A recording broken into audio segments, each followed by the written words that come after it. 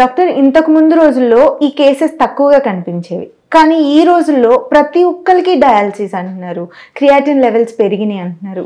ఎందువల్ల? రీజన్ ఏంటి? దీనికి రెండు కారణాలు ఉన్నాయండి. ఒకటి, ఫస్ట్ మన హెల్త్ కేర్ సిస్టమ్ అనేది చాలా ఇంప్రూవ్ అయింది when compare to last 10 years. ఇప్పుడు మనం చూసుకుంటే కనుక హెల్త్ కేర్ సిస్టమ్ స్క్రీనింగ్ కానీ, number of patients master health checkups కానీ, లేకపోతే మన డాక్టర్స్ దగ్గరికి వెళ్ళేది, మన హెల్త్ కాన్షియస్నెస్ కొంచెం పెరిగింది. అదొక కారణం అని చెప్పుకోవచ్చు. Better screening of the individuals and better availability of dialysis. ఒకప్పుడు డిస్ట్రిక్ట్ హెడ్ క్వార్టర్స్ కూడా డయాలసిస్ ఉండేది కాదు. ఇప్పుడు చిన్న ఊర్లో కూడా డయాలసిస్ ఉంటుంది. అండ్ నెఫ్రాలజిస్ట్ ఇంతకుముందు ఓన్లీ సిటీస్లో ఉంటుండే. ఇప్పుడు చిన్న సెంటర్స్లో కూడా నెఫ్రాలజిస్ట్ ఉంటున్నారు, డయాలసిస్ సెంటర్స్ ఉంటున్నాయి. Government has put a lot of effort in to it. And Aarogyasri ద్వారా డయాలసిస్ అందించడం, ఇవన్నీ. సో ఆల్ దీస్ థింగ్స్, దీనివల్ల కూడా మనకి నెంబర్ ఆఫ్ పేషెంట్స్ పెరుగుతున్నారు. ఇది ఒక. The other side of the coin ఏంటి అంటే, మన life style changes. We are eating lot of junk food, we are not doing exercise, most of the time sedentary life styles. And health wise మనం పెద్దగా specially young people అని ignore చేస్తున్నారని చెప్పాలి. ఎందుకంటే చాలామంది సాఫ్ట్వేర్ ఇంజనీర్స్ కానీ, ఎవరైతే సెడెంటరీ జాబ్స్ ఉంటాయో వాళ్ళు, most of them are suffering from truncal obesity and all those things.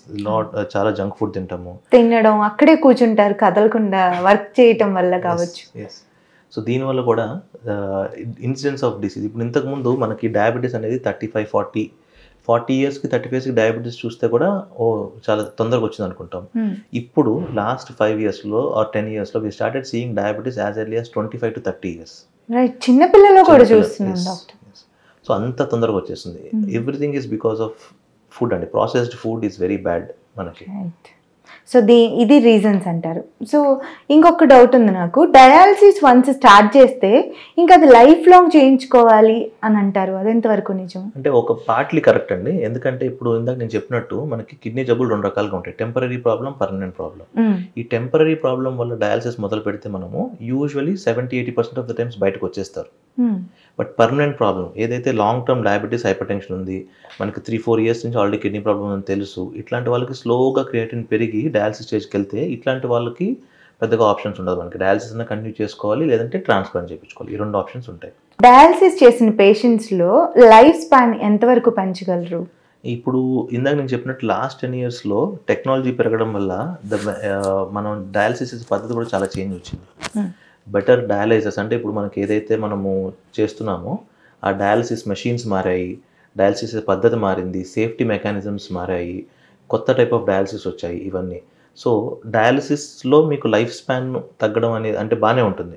10-15 years ఈజీగా ఉంటారు. వీ హ్యావ్ పేషెంట్స్ 20 years మీద డయాలసిస్ మీద వాళ్ళు కూడా ఉన్నారు మనకి.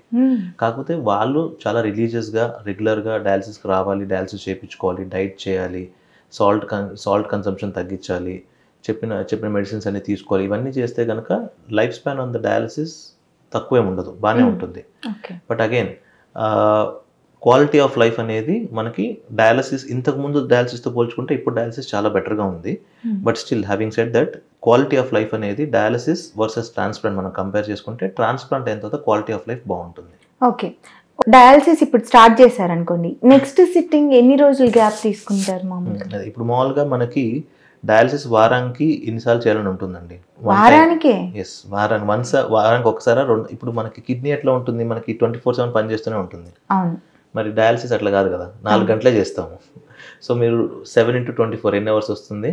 వారానికి 2 సార్లు 3 సార్లు 4 గంటలు అంటే 8 గంటలు 12 గంటలు వస్తుంది, అంతే కదా.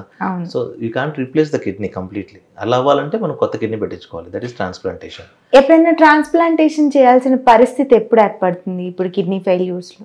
అందరు ఇప్పుడు ఎవరైతే దీర్ఘకాల కిడ్నీ సమస్యల వల్ల కిడ్నీ ఫెయిల్ అయి ఉంటుందో వాళ్ళందరికీ మనం 2 ఆప్షన్స్ చెప్తాం. ఐదర్ మీరు డయాలసిస్ కన్నా వెళ్ళండి, లేకపోతే ట్రాన్స్ప్లాంట్ అనేది చేయించుకోండి. ట్రాన్స్ప్లాంట్ ఎవరికి ఎక్కువ చెప్తాము అంటే యంగ్ పేషెంట్స్, వర్కింగ్ ఇండివిజువల్స్, ఇట్లాంటి వాళ్ళకి ఎక్కువ ప్రిఫర్ చేస్తాము. ఎల్డర్లీ ఇప్పుడు 60-65 years ఉన్నాయి, వాళ్ళకి పెద్ద ట్రాన్స్ప్లాంట్ మనం పుష్ చేయం పెద్దగా. ఎందుకంటే ఎనీవే ఇది సెడెంటరీ లైఫ్ స్టైల్ ఉంటుంది, పెద్దగా ఇబ్బంది పడరు. బట్ యంగ్ పేషెంట్స్కి అలా కాదు, they will go into depression. ఎందుకంటే work it's prime age of your life. So ఆ టైంలో మీరు ఇఫ్ యూ కాంట్, ఇప్పుడు డయాలసిస్ అంటే ఎట్లా ఉంటుందంటే వారానికి 2 సార్లు 3 సార్లు హాస్పిటల్కి రావాలి, వచ్చినప్పుడల్లా 6 hours 8 hours డయాలసిస్ దగ్గర వెళ్ళిపోతుంది, ఆ రోజంతా వీక్గా అనిపిస్తుంది, నెక్స్ట్ రోజు మళ్ళీ రెస్ట్ తీసుకొని మళ్ళీ నెక్స్ట్ రోజు డయాలసిస్కి రావాల్సి వస్తుంది. ఇవన్నీ రెస్ట్రిక్షన్స్ ఉంటాయి, అంటే ఎక్కడికి వెళ్ళడానికి ఉండదు, ఊర్లకి, ఇవన్నీ ఉంటాయి. అది కాక డయాలసిస్ చేయించినప్పుడు డల్ అయిపోతా ఉంటాం. అవును, ఆ రోజు కొంచెం వీక్గా అనిపిస్తూ ఉంటుంది. బట్ యాజ్ కొంచెం సెట్ అయ్యే కొద్దీ పర్లేదు, బాగానే ఉంటుంది. కానీ బట్ అగైన్ నార్మల్గా అయితే ఉండలేరు. Okay. And you will be bound, అంటే ఎక్కడికి వెళ్ళినా మీరు డయాలసిస్ చూసుకోవాలి. డయాలసిస్ లేకుండా 2-3 రోజుల కంటే ఎక్కువ ఉండలేరు. డైట్ రెస్ట్రిక్షన్స్ ఉంటాయి, వాటర్ రెస్ట్రిక్షన్స్ ఉంటాయి, సాల్ట్ రెస్ట్రిక్షన్స్ ఉంటాయి, ఇవన్నీ ఉంటాయి. ఎన్ని లీటర్స్ వాటర్ తీసుకోవాలి డాక్టర్ డయాలసిస్ పేషెంట్స్ కానీ కిడ్నీ ఫెయిల్యూర్ అయిన? నార్మల్గా మీకు మనకి డయాలసిస్ పేషెంట్స్ అందరికీ యూరిన్ తక్కువ వస్తుంది. ఎంత వస్తుంది అనే దాన్ని బట్టి మనం ఎంత వాటర్ తీసుకోవాలో చెప్తాము. యూరిన్ అస్సలు రావట్లేదు అనుకోండి, 1 లీటర్ 1.2 లీటర్స్ చెప్తాము. అంటే వాటర్ ఒక్కటే కాదు, any liquid items. Okay. So మీరు ఒకవేళ కాఫీ తీసుకున్నారు, మిల్క్ తీసుకున్నారు, లెమన్ వాటర్ తీసుకున్నారు, ఏది తీసుకున్నా it will be considered as liquid item only.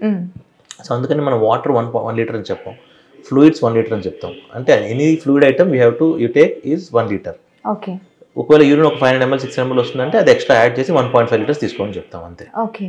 మామూలుగా రెగ్యులర్గా వాటర్ తీసుకునేది 3 లీటర్స్ 4 లీటర్స్ అని చెప్తారు కదా, మరి ఎందుకు డయాలసిస్ పేషెంట్స్కి 1 లీటర్ అంటున్నారు? అంటే ఇప్పుడు మనం కిడ్నీ మేజర్ ఫంక్షన్ తీసుకుంటే filter of excess water and filter of excess waste materials. So మీకు కిడ్నీ సరిగ్గా పనిచేయనప్పుడు ఏమవుతుంది, యూరిన్ రాదు. యూరిన్ రానప్పుడు మీరు 3 లీటర్స్ తీసుకున్నారు అనుకోండి, ఆ వాటర్ అంతా బాడీలో ఉండిపోతుంది. ఉండిపోయి ఏమవుతుందంటే, ఉంటే పర్లేదు, వాపులు వచ్చినా పర్లేదు, యూ కెన్ సమ్హౌ మేనేజ్. ఇవంతా లంగ్స్లో వెళ్ళిపోయి ఆయాసపడతారు, బాగా నడవలేరు, 2 అడుగులు వేగానే ఆయాసం వస్తుంది. సో దానికోసం ఫ్లూయిడ్ రెస్ట్రిక్ట్ చేయాల్సి వస్తుంది. సరే, ఈ డయాలసిస్ పేషెంట్స్కి డైట్ ఏమైనా చెప్తారా? Dialysis patients kidney patients diet వేరుగా ఉంటుందండి. మీరు కిడ్నీ పేషెంట్ అయిన తర్వాత డయాలసిస్ మీదకి వెళ్ళేంత వరకు డైట్ చాలా డిఫరెంట్గా ఉంటుంది. ప్రోటీన్ కంప్లీట్లీ రెస్ట్రిక్ట్ చేసేస్తాం. ప్రోటీన్ రెస్ట్రిక్షన్ అంటే మేజర్గా ఇండియన్ పేషెంట్స్లో ఇప్పుడు మనకి కొంచెం అపోహలు ఉంటాయన్నమాట. ప్రోటీన్ తినకూడదు, నేను పప్పు తినకూడదు, నేను సోయా తినకూడదు, పన్నీర్ తినకూడదు. ఇవన్నీ వెజిటేరియన్ ప్రోటీన్స్. దీంట్లో పెద్దగా మీరు అనుకున్నంత కిడ్నీని డ్యామేజ్ చేసేంత ప్రోటీన్ ఉండదు. సో జనరల్లీ మనకి సైంటిఫిక్ లాంగ్వేజ్లో చెప్పాలి అంటే కనుక 0.8 to 1 గ్రామ్ పర్ కేజీ. అంటే మీరు 60 కేజీలు ఉన్నారనుకోండి, 50 నుంచి 60 గ్రాముల ప్రోటీన్ వరకు తీసుకోవచ్చు. ఓకే. సో అది చెప్తే వాళ్ళకి అర్థం కాదు. సో కానీ అందుకని మనం డైట్ చెప్పాలి, వాళ్ళకి ఏమేమి తీసుకోకూడదో చెప్పాలి. మేజర్గా ఏం అవాయిడ్ చేయమని చెప్తాం అంటే red meat, mutton, beef, foods. Red meat మనకి ఇప్పుడు meet 2 types, white meet and red meat. White మీట్లో మనకి చికెన్, ఫిష్ వస్తుంది. రెడ్ మీట్లో మనకి ఈ మటను, ఈ బీఫ్ ఇవన్నీ వస్తాయి అన్నమాట. Red meat is very bad for kidneys. The amount of ఇప్పుడు ఏమవుతుందంటే మీట్ నుంచి ప్రోటీన్ వస్తుంది, ఆ ప్రోటీన్ కిడ్నీ ఫిల్టర్ చేయాలి. ఆ ఫిల్టర్ చేసేటప్పుడు కిడ్నీ డ్యామేజ్ చేస్తుంది అది. వైట్ మీట్ నుంచి కూడా ప్రోటీన్ వస్తుంది. The amount of protein you get from red meat is more when compare to the white meet. అట్లాంటప్పుడు కొంచెం స్ట్రెస్ తక్కువ ఉంటుంది. On the other hand you have vegetarian protein. Vegetarian protein తీసుకున్నప్పుడు ఇంకా లైట్గా ఉంటుంది కిడ్నీ పైన. దీనికి తోడు మనం తీసుకునే డైట్ని బట్టి మన బాడీ, ఇప్పుడు మన జీర్ణాశయంలోని బ్యాక్టీరియా అంటాం అనమాట. ఆ బ్యాక్టీరియా అనేది 2 రకాలుగా ఉంటుంది. వెజిటేరియన్ డైట్ తీసుకోనుకోండి, గుడ్ బ్యాక్టీరియా బాగా పెరుగుతుంది, బ్యాడ్ బ్యాక్టీరియా తగ్గిపోతుంది. అట్లాంటప్పుడు కూడా బాడీలో ఆర్గాన్స్, కిడ్నీ అనే కాదు ఏ ఆర్గాన్కైనా డ్యామేజ్ తక్కువ అవుతుంది. నాన్ వెజ్ ఎక్కువ తీసుకొని వెజ్ తక్కువ తీసుకుంటే బ్యాడ్ బ్యాక్టీరియా పెరిగిపోతుంది, గుడ్ బ్యాక్టీరియా తగ్గిపోతుంది. అట్లాంటప్పుడు ఆర్గాన్స్ ఎఫెక్ట్ అయ్యే ఛాన్స్ ఎక్కువ ఉంటుంది. ఓకే, ఎక్కువ ఫంక్షన్ చేయాల్సి వస్తూ ఉంటుంది బాడీకి. ఒక రకంగా అంతే అనుకోవచ్చు. రైట్.